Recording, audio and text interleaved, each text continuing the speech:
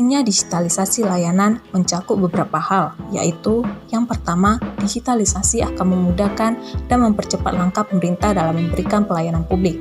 Aparat birokrasi yang lebih adaptif dan lebih terampil memanfaatkan teknologi dengan mengedepankan inovasi dan kreativitas, mengikuti perkembangan zaman yang ada dengan peralihan layanan yang semuanya harus berbasis digital.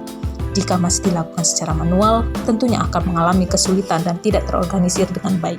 2. Integrasi layanan publik berbasis digital. Dengan adanya layanan digital yang mengandung database sistem, menjadikan data terpusat dalam satu layanan yang lebih efektif, efisien, responsif, mudah, praktis, serta transparansi. Dengan sistem yang terintegrasi dalam satu database akan meminimalisir terjadinya praktek KKN di kalangan pemerintah atau instansi. Kegiatan ini mendorong ASN yang akuntabel. Yang ketiga, membentuk kolaborasi. Dengan pemanfaatan digitalisasi layanan, membuka peluang dalam membentuk kolaborasi yang ada pada instansi pemerintah. Dengan adanya kolaborasi melalui digitalisasi, akan memberikan nilai tambah bagi instansi pemerintah. Yang keempat, pemerataan kesenjangan. Dengan adanya layanan publik berbasis digital ini, diharapkan sebaran transformasi digital di sektor pemerintah dapat merata hingga ke daerah pelosok nantinya. Tidak hanya dikembangkan untuk hadir di perkotaan, namun juga menjangkau remote area di seluruh Indonesia. Di sini saya akan menjelaskan kondisi saat ini dan kondisi yang diharapkan dalam hal digitalisasi pelayanan. Sejak tahun 2020, pandemi virus corona telah mengajarkan kita akan banyak hal. Salah satunya tentang pemanfaatan teknologi digital untuk mempermudah aksesibilitas dan komunikasi, sehingga setiap orang menjadi selalu terhubungkan. Pemerintah pun dituntut ikut tanggap dalam menghadirkan digitalisasi pelayanan publik yang makin terintegrasi sesuai kebutuhan masyarakat.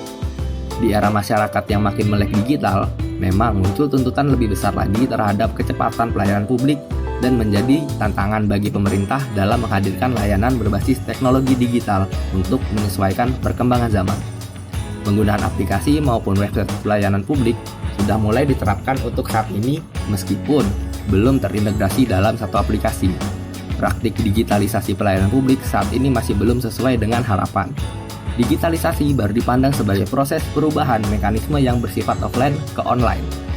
Padahal, diperlukan juga proses komprehensif dalam mengubah proses inti dan pelayanan dalam birokrasi publik yang berjalan seiring dengan review terhadap kebijakan serta kebutuhan layanan guna menciptakan sebuah pelayanan digital yang maksimal.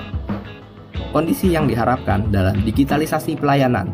Yang pertama, keterlibatan masyarakat dalam menyusun desain sistem berbasis digital.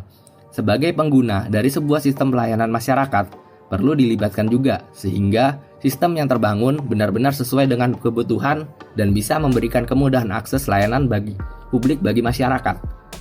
2. Melakukan review terhadap proses bisnis pelayanan publik. Hierarki dan prosedur yang telah berlebihan perlu untuk dikurangi sehingga pelayanan publik dapat dilakukan secara efektif dan efisien. Ketiga, perlunya satu aplikasi atau website pelayanan yang terintegrasi untuk memudahkan masyarakat dalam mengakses semua layanan publik. Digitalisasi dalam pelayanan publik yang terintegrasi bukan hanya bermanfaat bagi masyarakat, melainkan juga bermanfaat bagi ASN selaku internal penyelenggara pelayanan publik. Meningkatkan digitalisasi layanan ASN memerlukan perencanaan dan implementasi yang baik. Berikut adalah langkah-langkah yang dapat dilakukan secara bertahap. Identifikasi kebutuhan dan tujuan. Tentukan tujuan utama digitalisasi layanan ASN. Apakah itu untuk meningkatkan efisiensi, mengurangi biaya, atau meningkatkan kualitas layanan? Misalnya, pelayanan yang awalnya perlu menggunakan tenaga manusia akan lebih efisien jika dibuat menjadi anjungan mandiri, jika dirasa lebih efektif dan menghemat biaya. Kolaborasi dengan pihak terkait. Libatkan pihak-pihak terkait seperti pemerintah daerah, mitra sektor swasta, dan masyarakat dalam proses digitalisasi ASN untuk memastikan tujuan telah sesuai dengan kebutuhan publik, seperti meminta saran dan masukan dalam proses pengembangan digitalisasi layanan. Pembentukan tim digitalisasi. Bentuk tim khusus yang bertanggung jawab untuk mengelola proyek digitalisasi dan memastikan semua langkah telah terimplementasi dengan baik. Pengujian dan validasi. Lakukan pengujian menyeluruh terhadap sistem informasi. untuk memastikan kinerjanya sesuai dengan yang diharapkan. Validasi melibatkan pengguna aktif dalam menguji sistem. Saat sistem sudah digunakan masyarakat, diharapkan dapat memberikan user experience yang baik, berkesan, dan user-friendly. Monitoring, evaluasi, dan perbaikan berkelanjutan. Pantau kinerja sistem dan proses digitalisasi secara berkala.